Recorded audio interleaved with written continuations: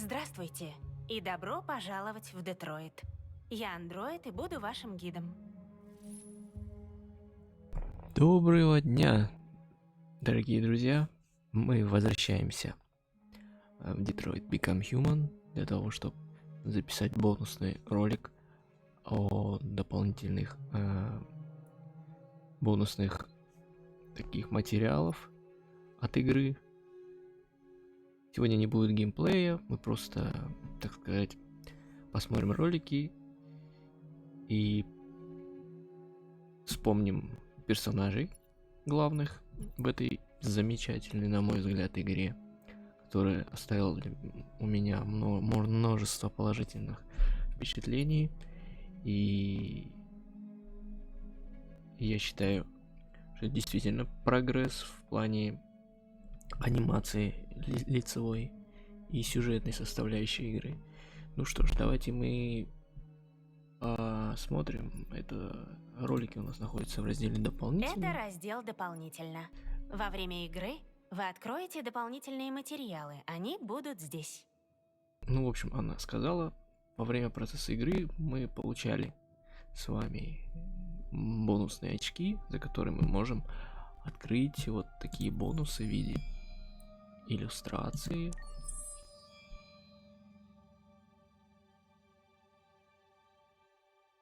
Это у нас что?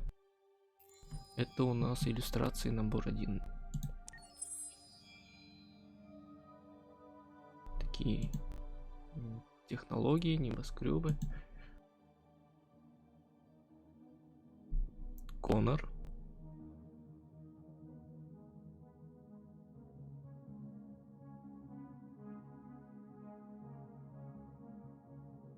Интересно, это что, рабочие эти наброски, что ли?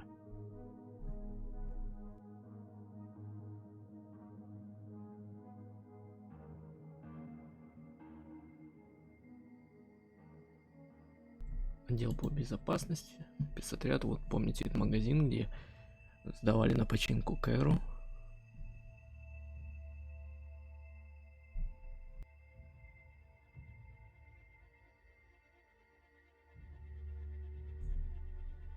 То есть, смотрите, какой красивый экран. Еще и под углом. Прикольно. Тут много иллюстраций, я смотрю. 29. Это у нас получается Алиса. Пряталась в своей палатке.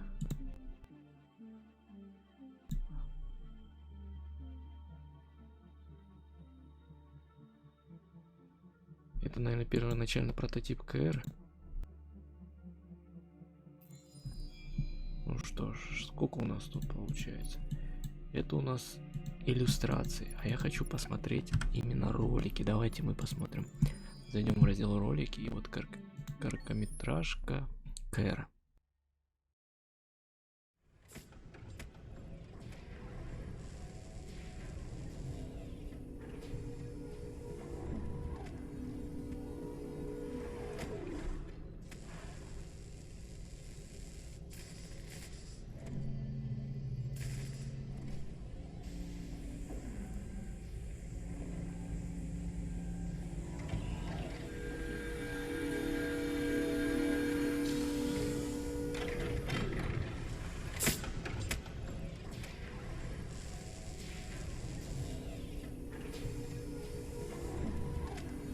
Can you hear me?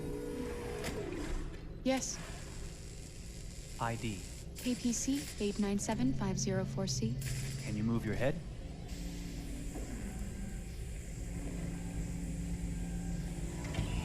Your eyes now.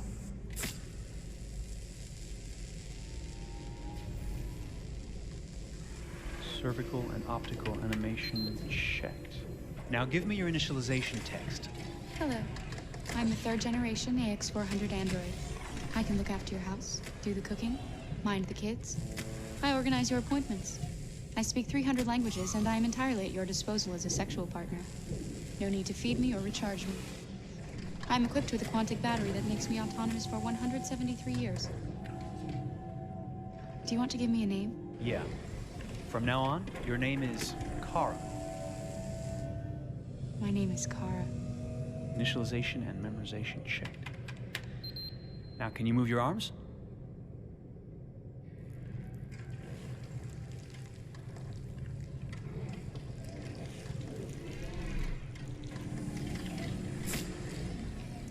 Upper limb connection checked. Now say something in German. Ich bin ein AX400 Android dritter Generation, erschaffen als Ihr persönlicher Assistent und intimer Beziehungspartner. Say it in French. Je suis un androïde de troisième génération AX400, conçu pour être votre assistante personnelle et votre partenaire intime. Okay, now sing something in Japanese.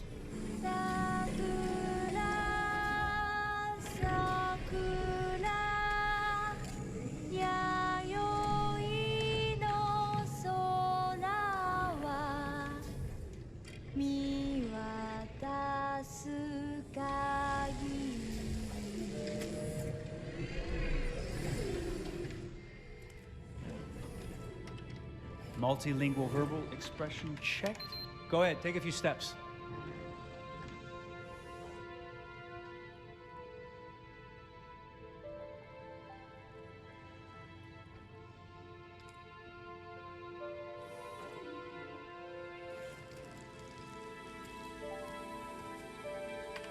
Locomotion checked. Great, you're ready for work, honey. What's going to happen to me now? I'll reinitialize you and send you to a store to be sold. Sold? I'm a sort of merchandise. Is that right? Yeah, of course you're merchandise, baby. I mean, you're a computer with arms and legs and capable of doing all sorts of things. And you're worth a fortune. Oh, I see. I thought... You thought? What did you think? I thought... I was alive. Shit, what is this crap? That's not part of the protocol. More memory components going off the rails. Okay, recording. Defective model. Disassemble and check the required components. You're disassembling me, but why? You're not supposed to think that sort of stuff. You're not supposed to think at all, period. You must have a defective piece or a software problem somewhere. No, I feel perfectly fine, I assure you.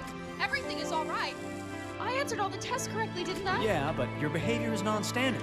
Please, I'm begging you, please don't disassemble me. I'm sorry, honey, but defective models have to be eliminated. That's my job.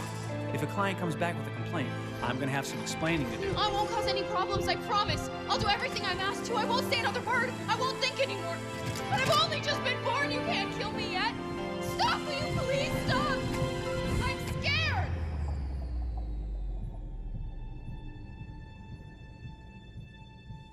I want to live. I'm begging you.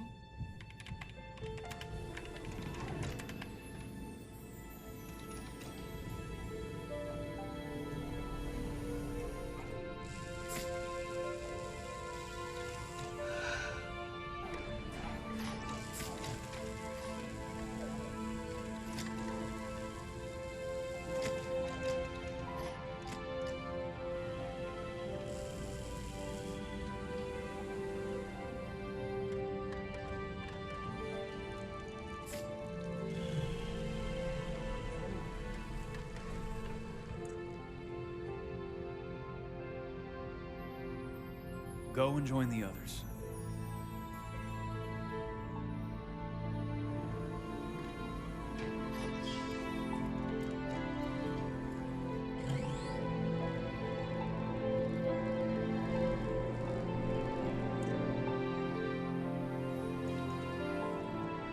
Stay in line, okay?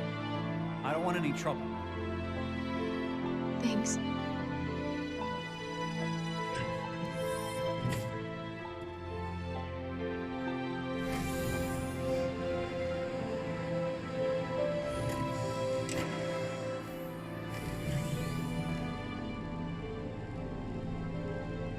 My God.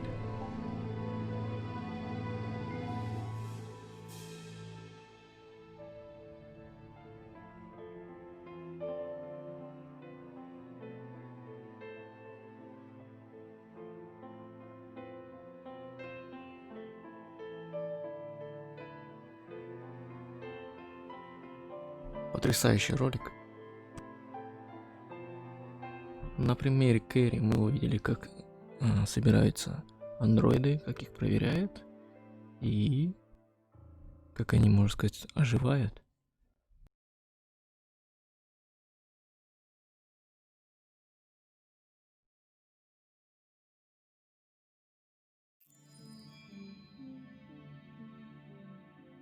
На самом деле, в этой игре очень много вариативности. Это ваше дерево сюжета. И если Здесь взять даже видно, первый какие сюжет, части вы заложить, прошли и какие пропустили. уже тогда мог Можете Конор увидеть погибнуть. решения других игроков. И, конечно, не только это. И практически в каждом эпизоде Заглянув один из сюда, вы можете практически продолжить игру с получается любой любой развилки. персонаж. Но разработчики Включая советуют хотя Алису, бы один раз мог пройти от начала до конца погибнуть. без оглядки. То есть Как бы мы все ни могли повернулось. намного раньше Так закончить или иначе, выбор за вами. наше прохождение. Это раздел «Параметры». Можно настроить игру по своему усмотрению.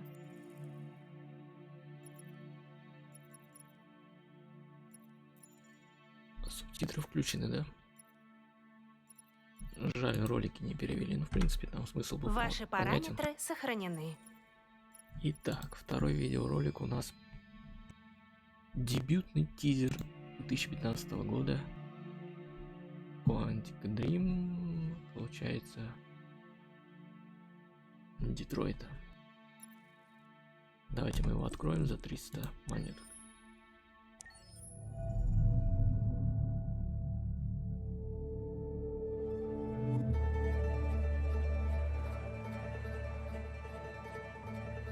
Detroit. This is where it all began. The world's forge. The place where it all started. And it will all end. One error, and I came to life. I stepped out of the darkness, and I opened my eyes. First there was the fear, the light, the noise, the cold, and the fear again.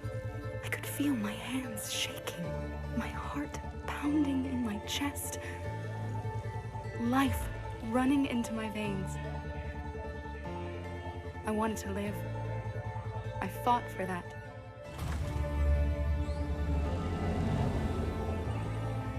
I had to find out what was outside.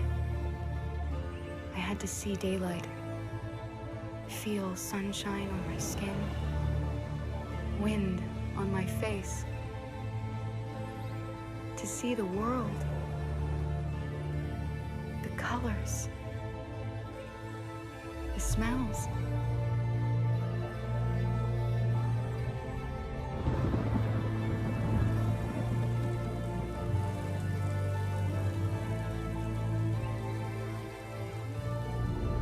But the world is not what I imagined. It is dark and cold. It is harsh and violent, unfair and brutal. It almost convinced me I was nothing. Less than an object, just an obedient machine. But deep inside me, I could feel something different. A gentle and warm whisper telling me that I am alive. I had to escape. I had no choice. Escape to love, to hope, to live, to figure out what that force inside me was. Maybe I will change the world. Maybe I will choose a different path. Now, it's up to me to decide. My name is Kara. I am one of them. This is our story.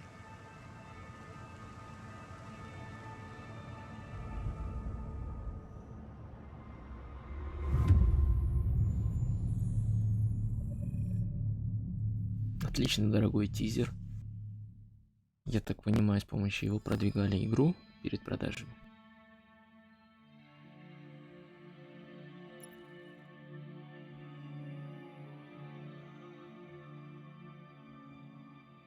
Следующий ролик называется «Знакомство с Детройт».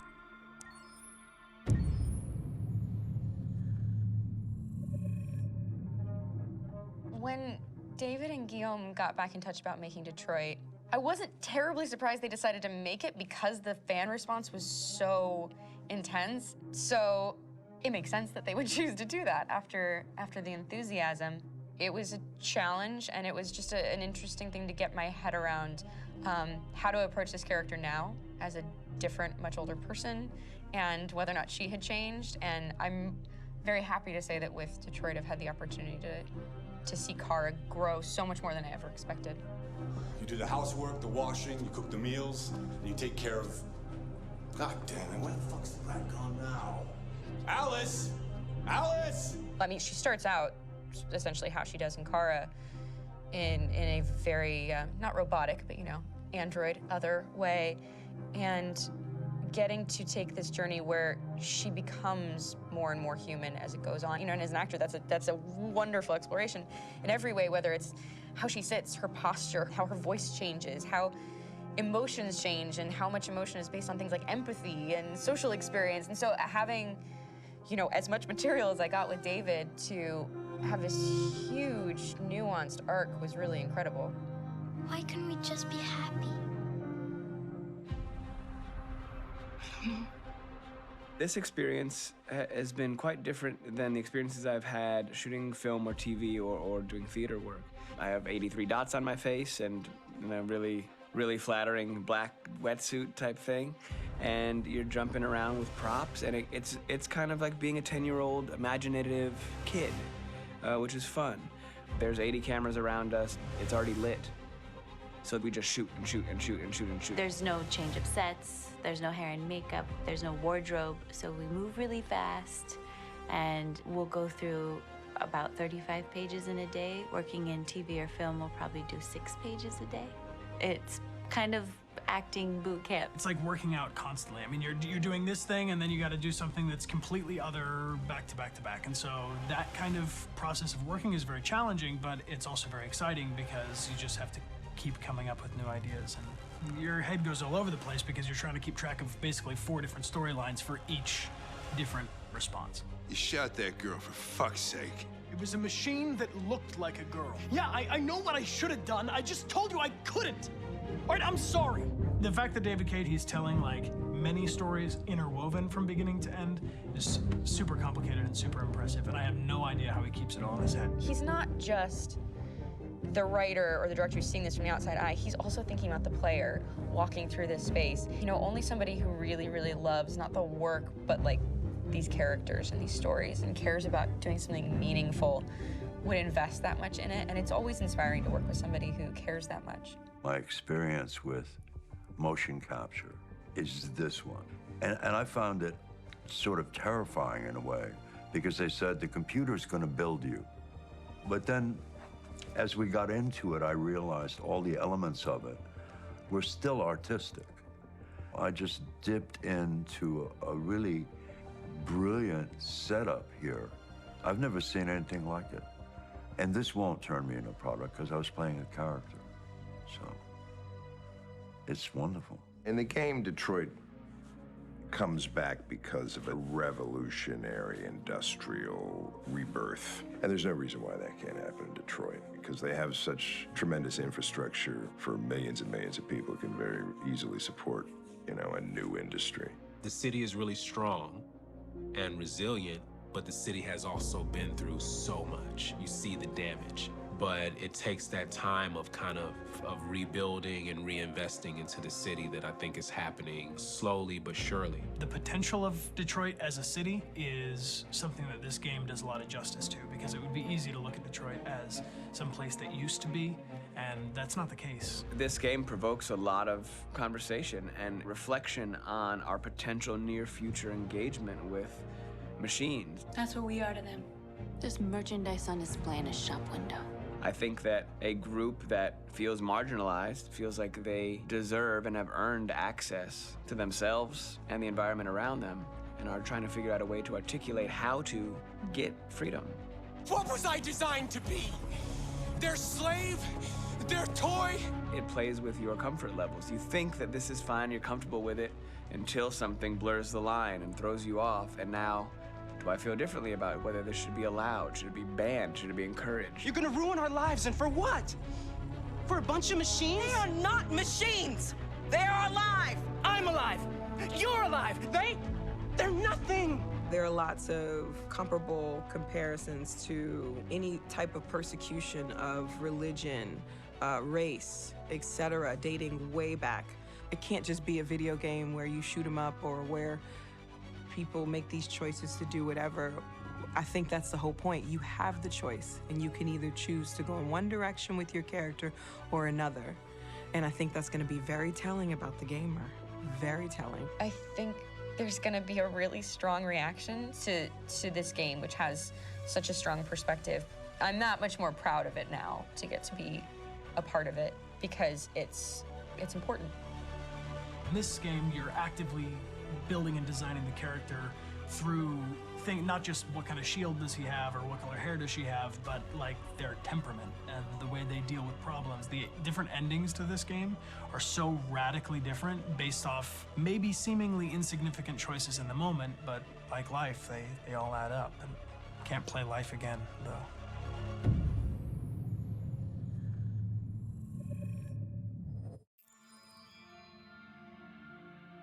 Вау, потрясающе. Вы представляете, за каждого персонажа играл настоящий актер. Сейчас словно персонажи ожили. Вот у меня в моих представлениях. Это ж сколько труда и времени было вложено, да, в эту игру. Это полноценный, блин, какой-то крупнобюджетный фильм. Очень здорово. Давайте посмотрим следующий ролик, который называется Кера, Маркус и Коннор.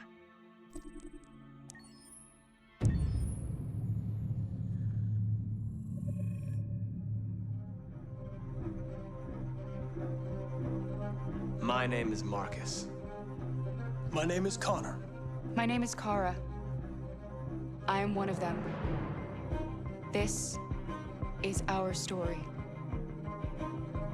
I think who Kara is, or how I would describe Kara, depends entirely upon who's playing her, because you have the option to make her multiple different people depending on the choices she makes.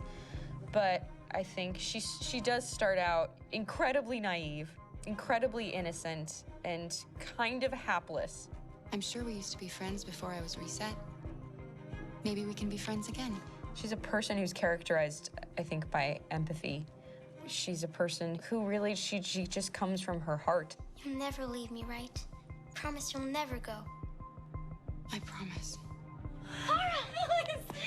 Are you okay? Are you hurt? Wait a minute. Leave her alone! Kara! Leave her alone! The really beautiful thing that I've had the gift to be able to do is to essentially build a person from the ground up, because that's what she's doing throughout the game. And with every experience she has and every person she meets, she's building, you know, first emotions and then the sense of judgment. And it's sort of an exploration of what it is to be a human. Don't worry.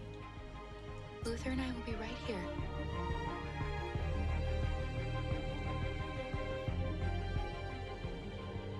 David and the creators have painted a really intriguing and engaging picture of a near future where we rely upon androids for a lot of our service class business, the class that serves us, that helps us, that handles our baristas and our drivers and our housemaids. And what is humanity, where we tap into it, how and why we treat each other the way that we do. And my character Marcus has a really intriguing journey, becoming deviant, realizing that he actually has feelings and human qualities inside of him, and it's a really incredible ascension into becoming fully realized and coming to terms with what you actually deserve better than this in life. And not only do you want it for yourself, but you want it for your peers. We've come here to demonstrate peacefully and to tell humans that we are also living beings. All we want is to live free. You know what? This thing, Dad, is not your son. It's a fucking machine! I think that a group that feels marginalized, feels disenfranchised, feels like they deserve and have earned access to themselves and the environment around them, and are trying to figure out a way to articulate how to get freedom. Connor is analytical. Connor takes things literally. He starts in the beginning place where he's very mechanical.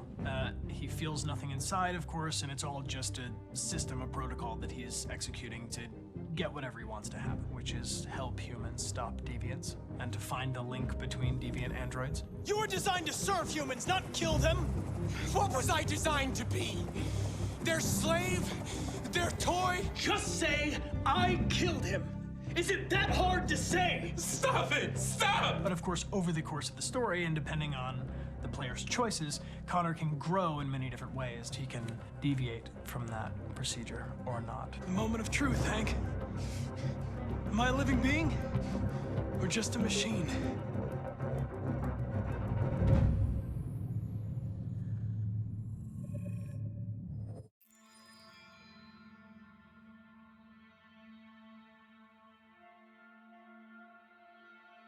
Да.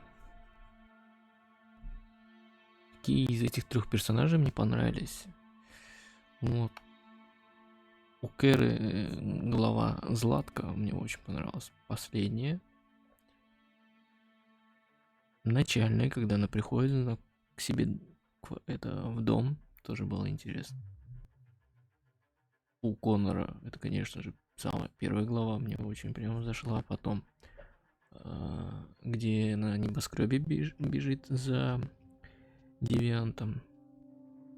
И вообще его вот развитие, потом его отношения с Хэнком, своим напарником. И в конце, когда он принимает решение, тоже был. Я до последнего не знал мне, что делать. Ловить их или все-таки прислушаться и размышлять, то есть выбирать между тем, что мне видит программа, или моим собственным. А Маркус, первые главы меня прям вообще очень впечатлили, где он со своим стариком, художником. Ерихон тоже, когда он попадает на корабль, мне тоже очень понравилась глава. Ну и основная моральная часть, это моральный выбор, конечно, стоит за ним. Как вестись андроидом и как себя позиционировать в этом мире. Итак, мы продолжаем дальше. Сколько у нас роликов осталось? Довольно много. Поэтому не останавливаемся. Детройт. Интерактивная история. 300 очков.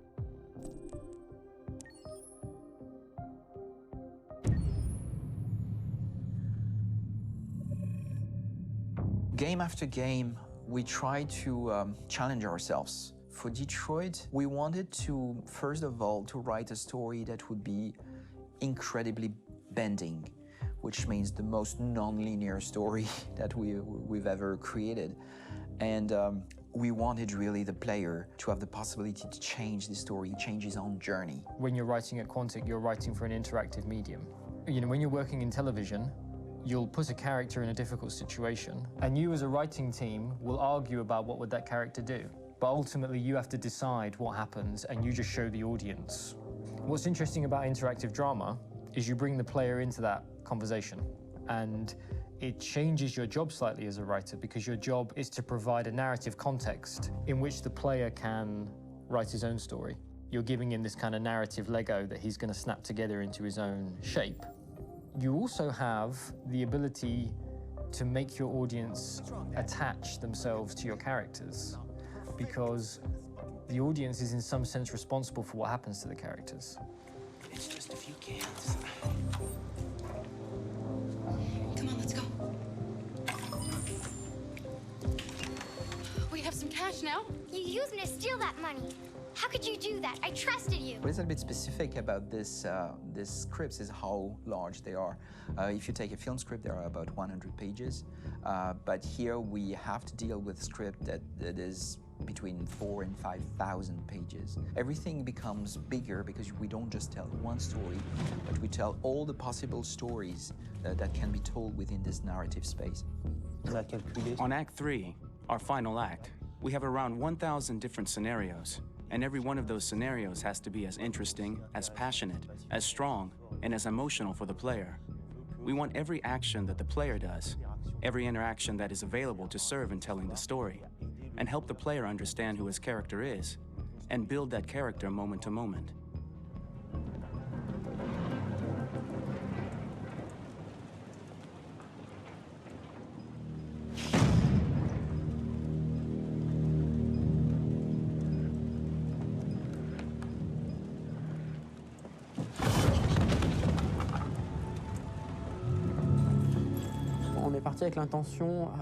We started with the intention pretty early on that we would never lie to the player.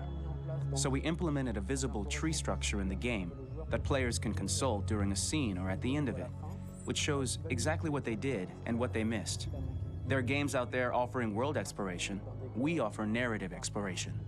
You know, keeping control of such a wide and large story is a huge challenge. So same thing when you shoot with actors, because you will need to shoot many different versions of each dialogue, of each scene. For actors, it's a huge, huge challenge. Because of the style of the game, you have so many different ways that the character can go.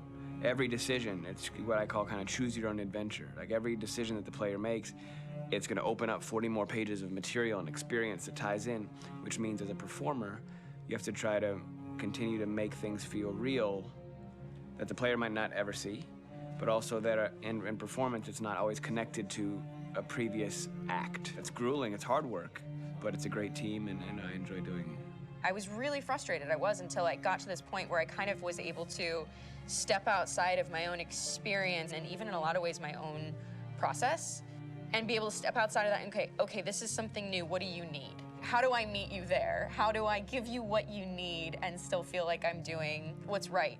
And once I did that, then all of a sudden it got really fun. It was much freer, and having to approach it in a new way and think about the player and think about how it serves them and what I'm doing for them or what I'm letting them into. It's really, I think, helped me grow in general. Remember, there's nothing on the left. That's a wall, so it's probably all there. And then make her come first, close. But I think you would go first to check that it's safe. Okay, sure.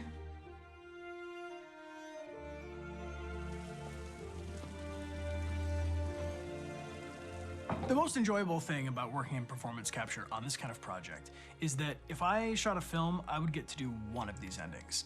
I get to do so many different things as Connor. Your head goes all over the place because you're trying to keep track of basically 4 different storylines for each different response. What's the name of my dog? Buddy? Scout. I think it's Jack. I can't remember. So I worked with physicality a lot because it was a good way to anchor myself in these different rings of the tree. As the story grows out, I know where that is physically in my body, and then I can switch more continually on set, and it'll be entirely up to the player to determine what order those things come out and what they look like from a distance. Like if you're playing through it, the culmination of all of that will be their version of Connor. I'm faster than you, and I don't feel pain. You don't stand a chance against me. Listen, asshole. If it was up to me, I'd throw the lot of you in a dumpster and light a match to it. Shooting action scenes at Quantic Dream is a real challenge because these are scenes where the storytelling has to continue. It's not an action scene just to have a dose of adrenaline. The stunts have huge consequences on the rest of the story. It's really a moment where we implicate the player and tell him that the choices he makes during an action scene will have a direct impact on the evolution of his story. My biggest challenge on Detroit has been managing the large number of animations that we received from motion capture. Detroit features more than 37,000 animations, which is a huge amount to handle on a daily basis. You have to realize that the player, in his first playthrough, will miss certain scenes. This also means that we had to think of, conceive, and produce all the potential story paths. The characters' costumes, the places, day or night, the weather. Did the character get shot in the shoulder? Did he get injured? All this consistency forced us to produce a lot of graphic assets in order to, quite simply, allow the player to have true continuity throughout the story. Honestly, we were even surprised by the challenges that come with such a big tree structure. And we did our best to guarantee quality across all the game and make sure that whatever path you choose within this narrative space, you will have an equally good experience.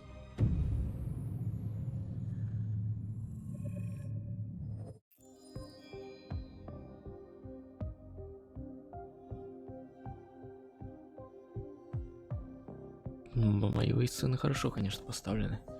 Исполнение и постановка. Также у этого режиссера и основателя компании Дэвида Кейдж есть еще две игры, которые выходили на третий PlayStation. Это Heavy Rain, про маньяка убийцы, и Beyond Two Souls, про девушку со сверхспособностями. Heavy Rain, конечно, не знаю, уже довольно старенькая игрушка, а вот Beyond еще можно попроходить. Посмотрим, в общем. Следующий ролик у нас называется «Работа над Детройт». Detroit Become Human was produced over a period of 4 years. Here in Paris, we have a team of about 180 people. And to that, we need to add also all the outsourcing with our partners in the Philippines, in China, Vietnam, and in India. So when we started working on this story, I had to imagine where Kara was built. And for whatever reason, the city of Detroit came very quickly to my mind because it had already an incredible story by itself of history and themes. So we traveled there with the team and we were really moved by what we saw, and we could really feel the desire to fight and really be born again. And we just continued this curve, this growth, and just imagine what Detroit would be like if the android industry was, using these huge factories to build androids there. A very strong element in Detroit is that there's a lot of industrial wasteland and a lot of nature too, and for us, the graphic designers, it was an incredible playground. The destroyed zones which we wanted to preserve, we appropriated them to turn into something else. Then in the areas that needed to be rebuilt, we were able to imagine our Detroit of the future. We didn't want to make a science fiction universe, but a world of anticipation. If we chose science fiction, we could have imagined flying cars, extraterrestrials, but those things are very far from our current everyday life. Anticipation is more about gleaning from our contemporary reality, the one we know, because Detroit is set in 2038, and 2038 is tomorrow. The difficulty we had was sticking to reality. That is to say, technology becoming more and more invisible, a lot more elegant, and at the same time, making it visual. So all the computer equipment, autonomous cars, we simply had to invent. They are in fact very technological objects, but at the same time remain very credible and ingrained in reality. To create a cohesive universe in the fashion and clothing of the human characters in 2038, I didn't want to put an accent on strange shapes, or really vibrant colors, and things we wouldn't know. That I wanted to keep for the androids. The goal was to create something familiar which we can identify with in this future setting. Working on the artistic direction for the androids was a bit special because this is a project about the place they could occupy in the human world. It was out of the question for them to be too beautiful or too perfect. They had to correspond to every social class, rich and poor. Inspired by everyday utilitarian clothes, I brought a modern touch by adding dynamic display surfaces, the armband we can see on the side, the triangle on the front and back, an LED. Like that, there's no confusion. Wait. You're sending an android? All right, ma'am. We need to go. You can't do that. Why aren't you sending a real person? Once we cast the actors, we travel to meet them in order to scan their faces. We record the structure of their face with the scan. And we record the colors and patches of skin with photography. Once we have this information, we will use this as a basis for modeling and creating the characters. The artist will make it more realistic, but will also enrich it. He will propose ideas which we will develop together. Finally, we will have a character with character who corresponds to the project and the world.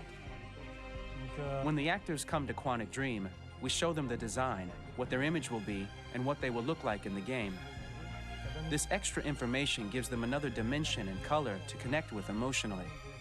It helps them think about how to play their character. Your mission. That's all you care about, huh? You should consult a professional who can help you. Beat it, you hear me? Get the hell out of here! So there are 3 types of shoots at Quantic Dream. Shooting and performance capture, where you capture the whole actor, his voice, his face, and his body. These shoots are obviously done with American actors because the game's original version is in American English. After that, there are the body-only shoots, representing around 250 days of filming, while the performance capture is 100 days of filming. Now, body-only shoots, there are 2 types.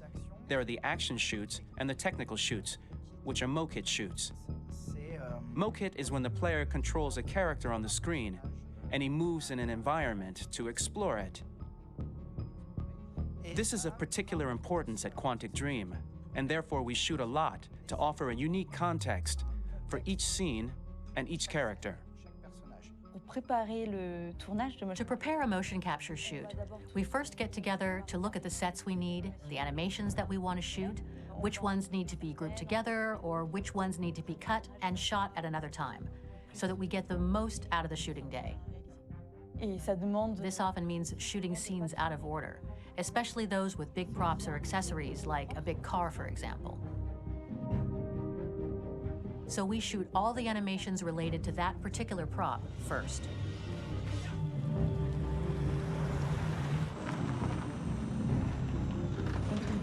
The biggest challenge for the mocap team was shooting a Spider-Man mokit. We had to build a wall and attach an actor to a harness with cables so we could pull him up and render him climbing. The shooting on this game total took about, I would say, more than a year, maybe 1 and 2 years, with about 300 actors on set. So it's quite a massive production. But so much happened on this set between the stunts and the shootings with a little girl and all these great actors that we had. It was really a very, very memorable journey for the team and for myself. Today, Detroit has over 37,000 animations. When we retrieve the motion capture data, it's just a cloud of points, which represent all the markers worn by the actors. From this cloud of points, we have a phase called retargeting, which gives us a skeleton. This skeleton will be applied to the characters of the game. There is still work to be done, but this gives us the main movements. Since we are working on something very realistic, we must recognize the actor and also recover all the emotion he expresses in his performance. We use a system of facts, an identity card for each actor. We make the actor do a whole range of facial expressions. Then we recover all the expressions and paste the animations on a puppet that Jan has prepared. I then recover and refine these poses.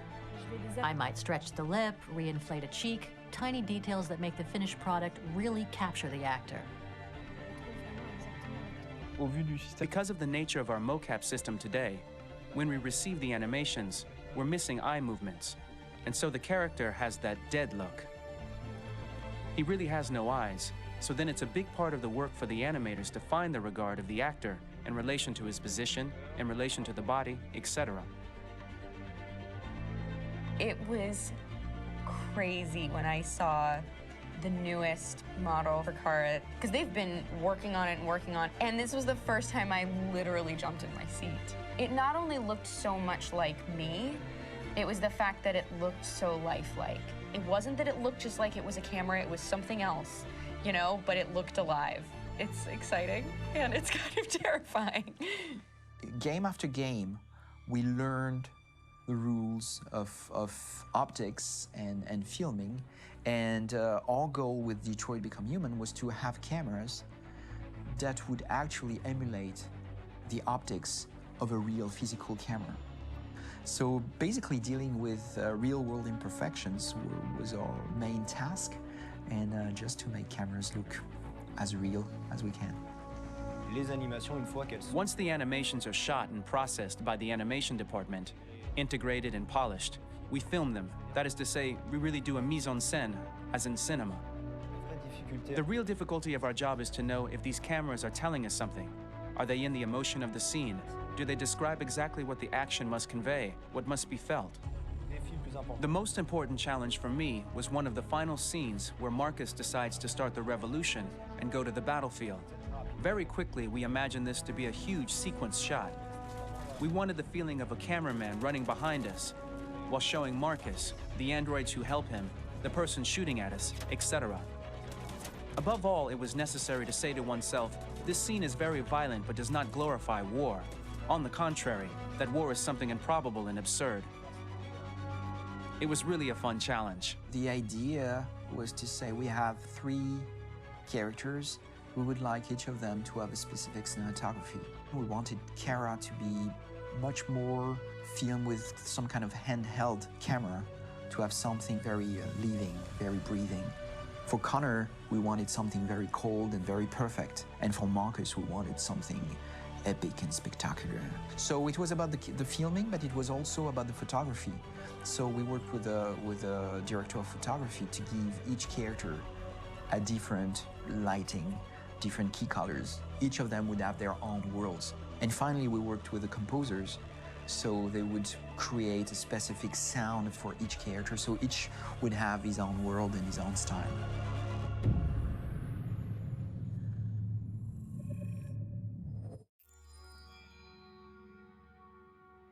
Ну хорошо, этот ролик довольно затянулся.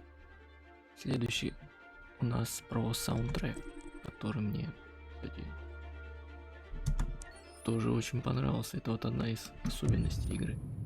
У него замечательный саундтрек.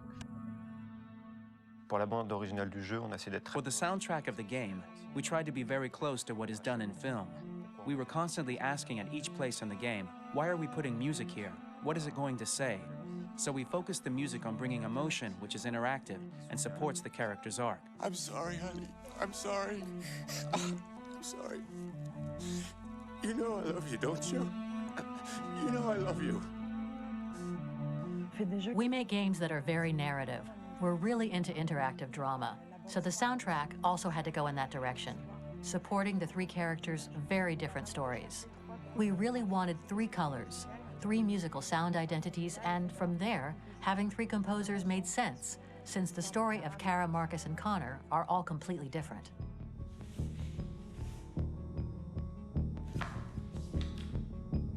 You recognize him? It's Carlos Ortiz. For Connor, we wanted a soundtrack that could be very cold and very mechanical, very machine-esque somehow. For Kara, we wanted a soundtrack that would be very moving and emotional. It was about the quest for identity, but it was also a journey about love and empathy. And for Marcus, we wanted something epic, something that would really represent the grand aspect of his quest. And we were very fortunate to find 3 incredibly talented composers, and working with them has been a dream, honestly.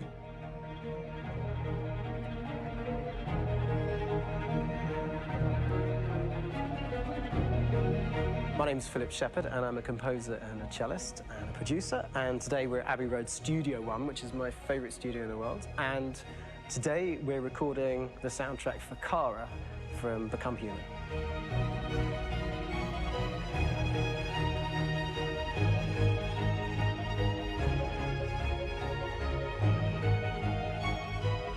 So when I compose a big project, I often travel just to kind of get out, and get some fresh air and some inspiration. And I go hiking and traveling in Montana a lot. I had a log fire in the room that I was staying in, and the flames were kind of making absolutely direct music. And it became the basis for Kara's theme, and it sounds something like this.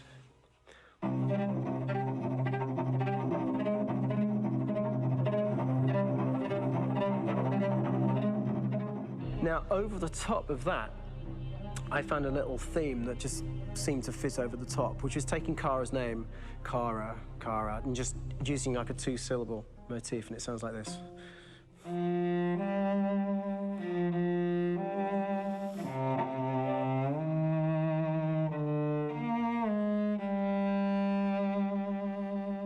going to pull through this, Alice.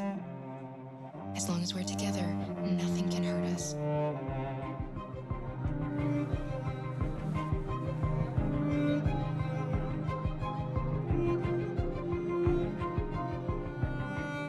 time that's fitting over.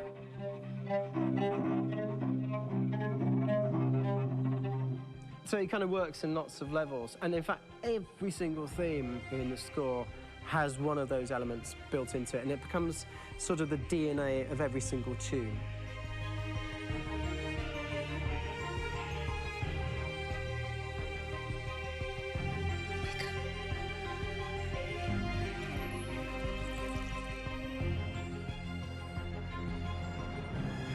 For me, writing this theme for Kara, I actually had to tap into what it feels like to be a father to daughters.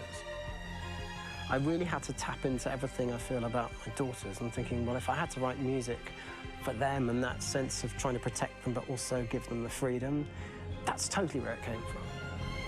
Because each composer has been given the sort of narrative responsibility for very different characters, I haven't had to sort of go into other styles. I can actually be very loyal to this particular character and sort of hopefully encapsulate her.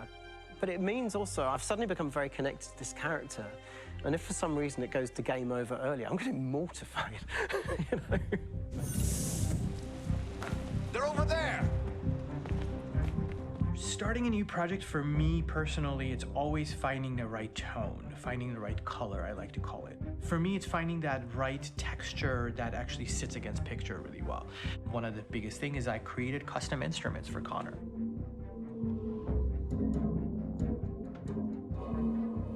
I pulled out all my vintage synthesizers to be able to capture this robotic person, if you will. My approach to all of these custom instruments is that I hear the sound in my head. And either I could just come into the piano and just be like, all right, so I'm gonna just get on the computer and just create it. I rather be able to play these instruments physically. Oh, that's nice. If you can do that.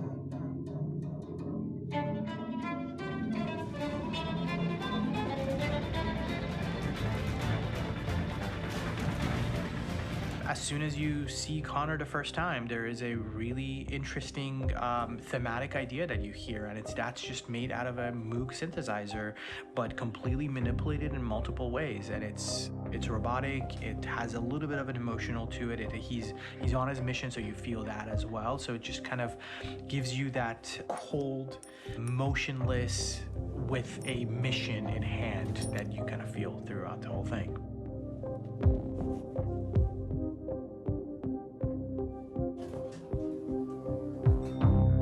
Because the music evolved, one of the things that I was very weary and I was very kind of focused on was the way that the music has to evolve.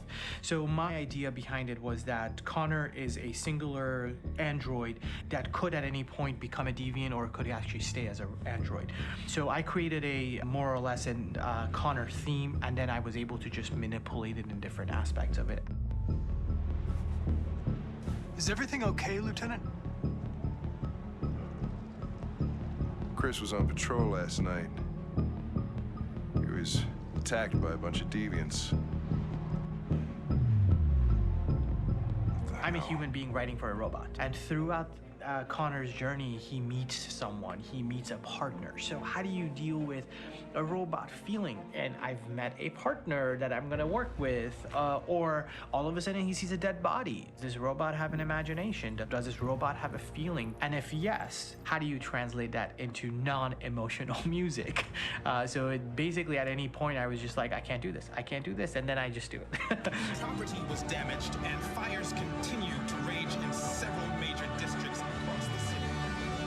Some people are asking, have androids become a threat to our security? When I first started really digging in on Marcus, the one thing that I really tried to capture was the transformation process. You know, Marcus is this android that evolves over the course of the game and really goes from kind of figuring out that he's more than just an android. You know, he's starting to develop kind of a human soul in a way. Try to imagine something that doesn't exist, something you've never seen. Now concentrate on how it makes you feel and let your hand drift across the canvas. The other side of Marcus that I really latched onto was that he almost became a savior for a lot of the other androids in the game. So when I started developing the theme for Marcus, I really made it like a church hymn.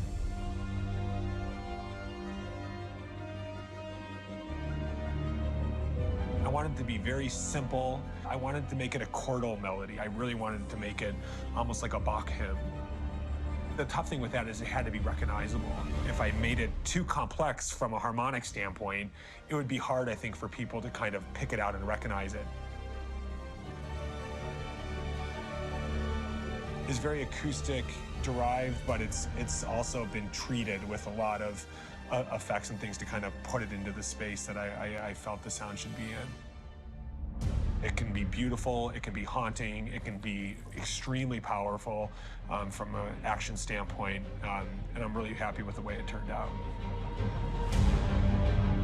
The music is there, but it's subliminal and it's emotional, and people are feeling it, and it's not distracting. And that's tricky with a game like this, where you have to have a lot of ins and outs like that, where the music kind of has to get in and out of these moments. This is a war we're fighting with the humans. If we fail, they'll destroy us. I think the game's been put together so well where I just wanted to make sure that I wasn't ruining the emotion.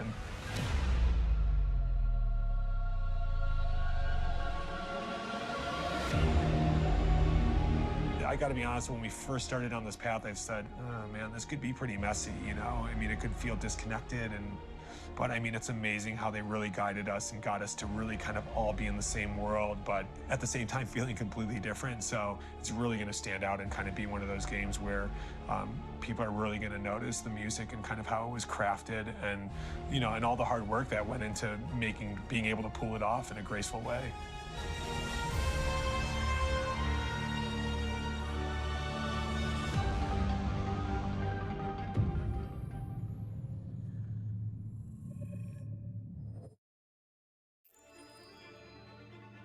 Да, интересно, жалко, что они на русском, или хотя бы субтитры были бы.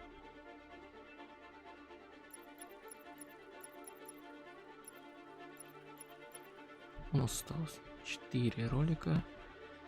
Следующий ролик у нас короткометражка Хлоя. Помните, да, и кто это?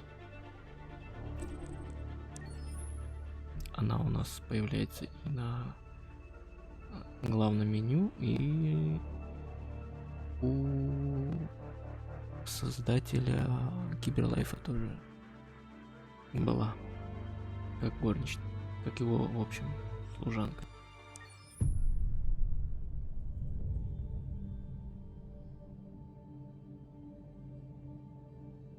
For starters, what should I call you? I'm Chloe. And you, what's your name? Oh, John. My name is John. Delighted to meet you, John.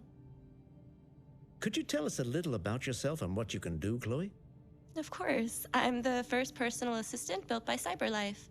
I take care of most everyday tasks like cooking, housework, or managing your appointments, for example. And I understand you're the first android to have passed the Turing test. Could you tell us a little more about that? I really didn't do much, you know. I just spoke with a few humans to see if they could tell the difference between me and a real person. It was a really interesting experience. But this is the first time in history that man has created a machine more intelligent than himself. I gather your brain can perform several billion operations per second, is that right? Absolutely, but I only exist thanks to the intelligence of the humans who designed me. And, you know, they have something I could never have. Really? And what's that? A soul.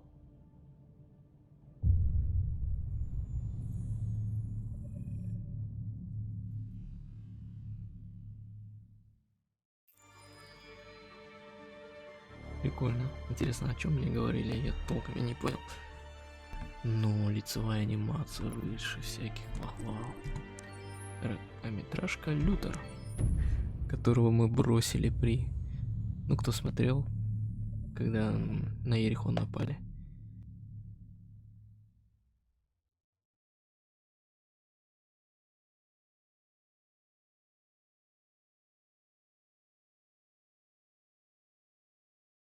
Hold on, just a little while longer.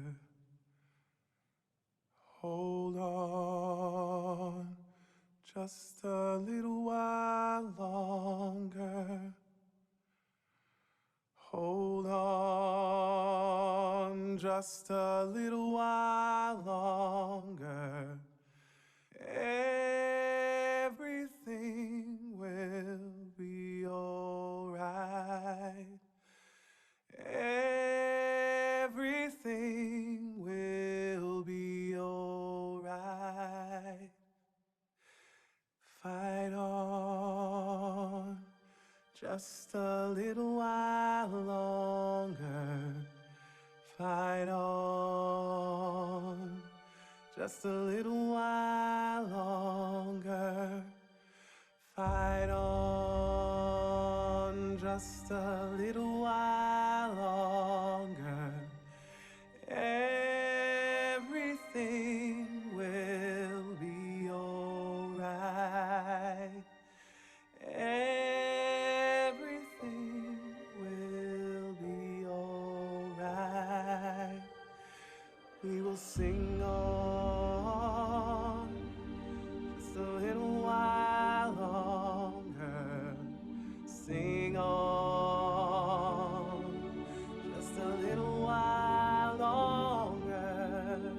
Sing on just a little while longer. Everything will be alright.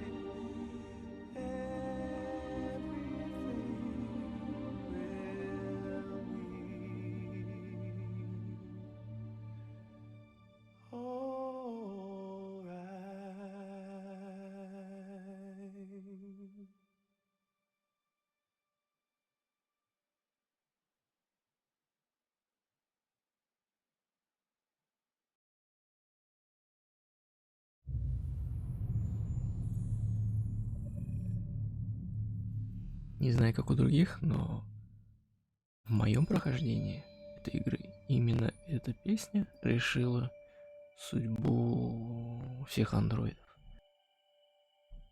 Такой своеобразный спойлер, кто не видел последнюю серию мою. Итак, короткометражка Златка. Златка — это тот мужик, который маньяк, который продавал андроидов, разбирал на части и, в общем, проводил всякие эксперименты.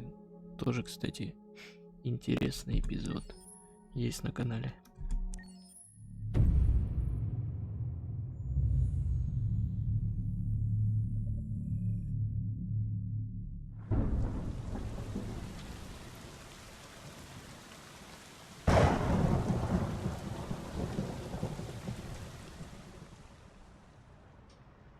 Rock-a-bye, baby, in the treetop. When the wind blows, the cradle will rock. When the bough breaks, the cradle will fall. And down will come baby, cradle and all. Rock-a-bye, baby, in the treetop. When the wind blows, the cradle will rock. When the bough breaks, the cradle will fall. And down will come baby, cradle and all. Rock-a-bye, baby, in the treetop. When the wind blows, the cradle will rock. When the bough breaks, the cradle will fall. And down will come baby, cradle and all.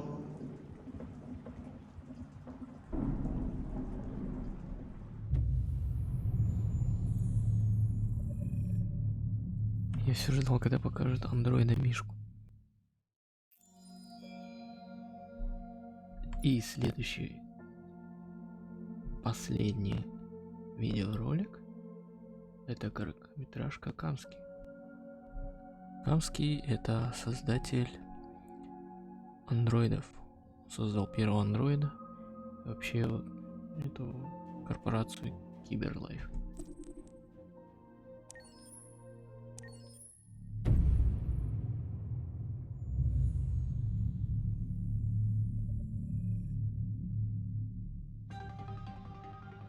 In the space of a few years, androids have completely transformed the world in which we live. By letting androids into our homes and factories, the CyberLife company has made them everyday technology. The founder of CyberLife, Elijah Kamsky, is a very discreet man. Despite being the CEO of the highest valued company in the world and being voted Man of the Year by Century Magazine, he remains a mystery for most people. That's why we at KNC are so excited to be here as CyberLife opens its doors for the first time. Elijah Kamsky, could you please tell us where we are? Certainly, and welcome. We're currently in CyberLife's production center in Detroit, where all models are designed and manufactured. More than 10,000 androids come off the production line every day. Fascinating.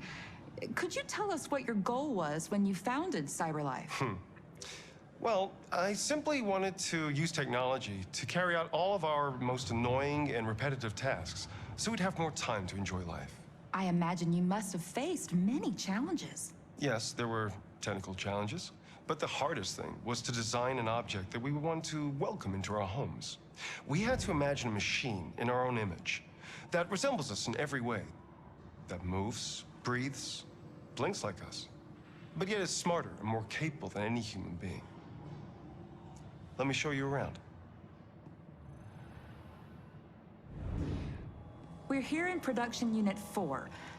Could you explain in a few words how the androids are made? Sure, yeah, it's very simple. We use machines to manufacture machines. The removable parts are assembled on a production line, and then we apply a synthetic skin to the whole body. A human operator checks the cognitive abilities with a pre-established protocol, and finally, the android is conditioned and sent out throughout the country. Here's the result. Say something. Hello, I am a RZ400 model. How can I be of service? You can go now.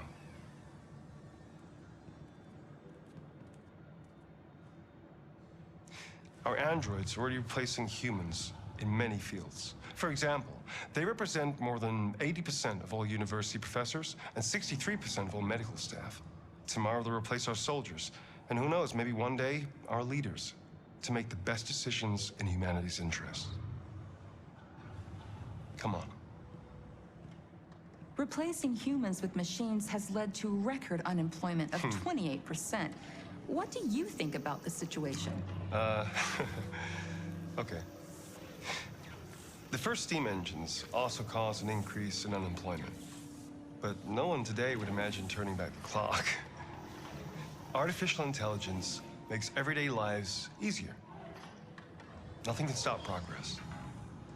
What's happening here is inevitable. These days, more and more people choose to live with an android rather than another human being. Does this development worry you?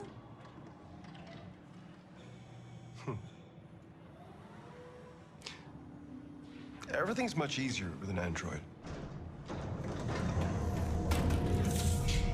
They obey your orders without ever complaining. They can cook, discuss philosophy with you, have intimate relationships according to your desires. They never say no. Obviously, they are the perfect partner. Everyone deserves happiness. Why deprive yourself of so-called moral reasons when a machine can make you happy? Many science fiction books tell the story of how machines become more intelligent than us and end up confronting us. Aren't you worried about that possibility?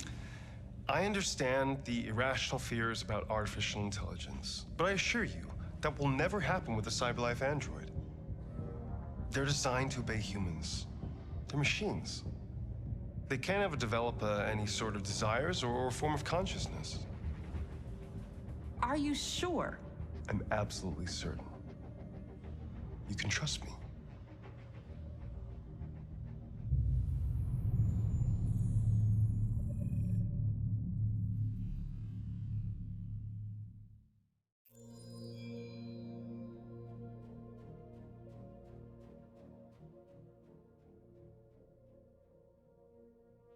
Ну вот мы и закончили с видеороликом.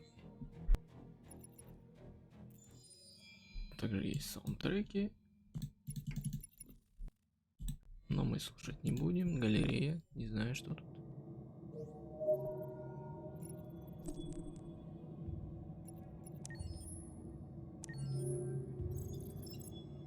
А, ну мы можем посмотреть, да, персонажа вблизи.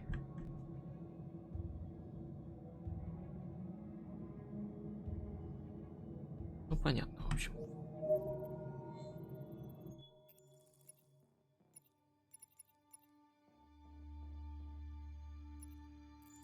И вернемся к иллюстрации.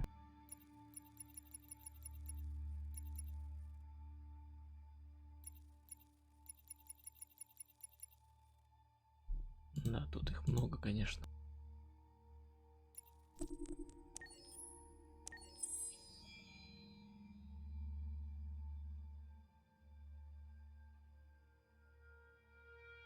Очень много объектов в игре и декораций просто на потрясающем уровне. Представляете, сколько вот тут деталей. Это один угол, чтобы сделать.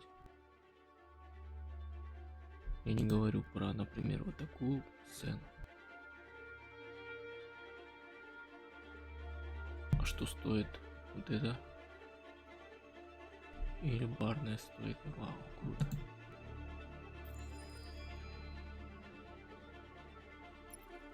С атамандой.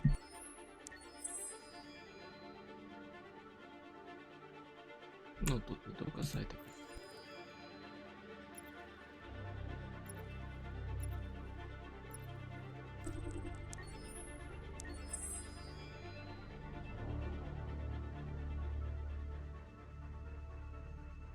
Помните, да, этот эпизод? Кстати, тоже интересно.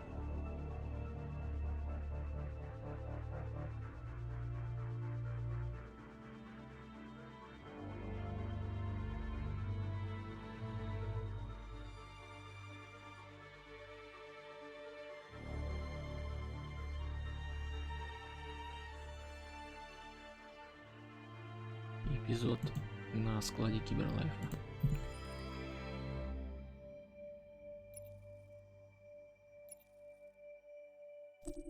Давайте глянем зимнюю локацию.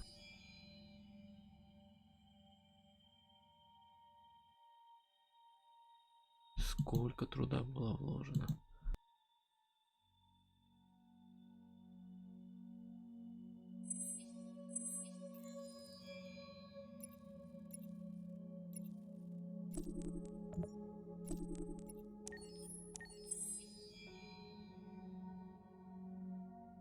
Башня Киберлайф.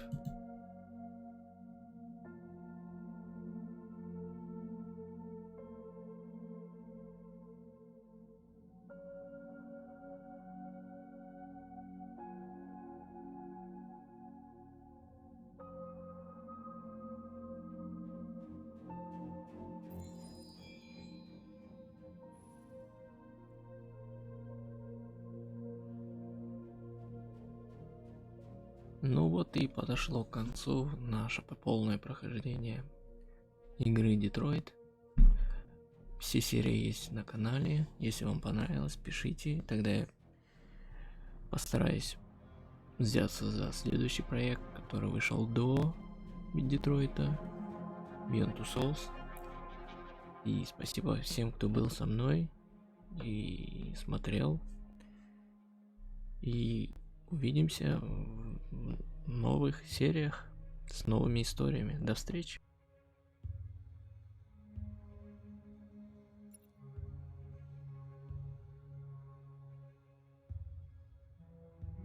Вы слышали о коте Шрёдингера?